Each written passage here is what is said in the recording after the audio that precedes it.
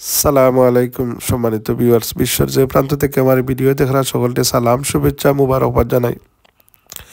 Viewers, অত্যন্ত দুঃখ এবং আফসোসের সাথে হইতে ওর দেশে যে বর্তমান পরিস্থিতি চলে এখন 6 মাস পরে এ ধরনের পরিস্থিতি আমরা কেউ আশা করছি না। কে লাগি অভ্যুত্থান যেটা হয়েছে আপনার আগর সরকার যে কুকর্ম করছেন এর ফল তারা মানে ফাইছে এবং ফাইতো, এটা উপযুক্ত শাস্তি হইতো। কিন্তু এই যে 5 আগস্টর পরবর্তী একদিন 2 দিন বাদে যে এ ধরনের জ্বালাভুরা বাংসুর হইতো, তে সাধারণ মানুষ এইটা মান্য নিল না। আজ 6 মাস পরে একটা সরকার আছে, স্টেবল পরিস্থিতি দেশের, এই পরিস্থিতির অন্যদিকে মোড় নেওয়ার লাগি দেশও একটা গণতান্ত্রিক দেশ, এ দেশও একটা নির্বাচন আমরা আশা করতাম সামনে। কিন্তু এই যে বর্তমানে হঠাৎ করিয়া এটা কোন ষড়যন্ত্রের অংশ আমরা বুঝলাম না।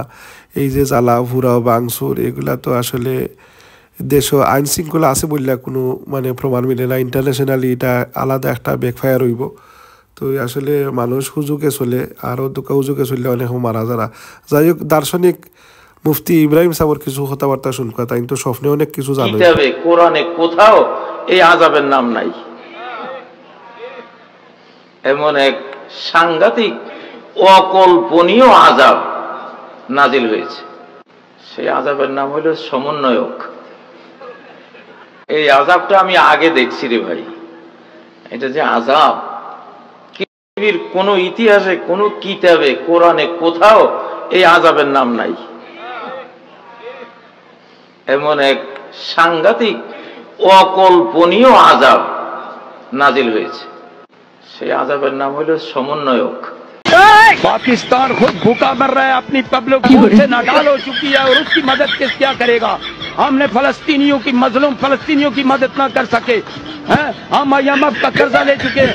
IMF जो हमको कहेगा बैठो बैठ जाएंगे, अभी वो उनको कर्जा भी नहीं ले रहा है। अलादीन के चिराग भी बंद हो गए हैं। अली बाबा और 40 चोर मुल्क में बैठे हुए हैं, ये क्या किसी को देंगे। पाकिस्तान को बांग्लादेश की मदद करनी चाहिए। पाकिस्तान खुद भूखा मर रहा है, अपनी पब्लिक को से ना डालो चुकी है, और उसकी मदद किस क्या करेगा। हमने फलस्तीनियों की मजलूम फलस्तीनियों की मदद ना कर सके हैं। हम IMF का कर्जा ले चुके हैं। IMF जो हमको कहेगा बैठो बैठ जाएंगे, अभी वो उनको कर्जा भी नहीं ले रहा है। अलादीन के चिराग भी बंद हो गए हैं।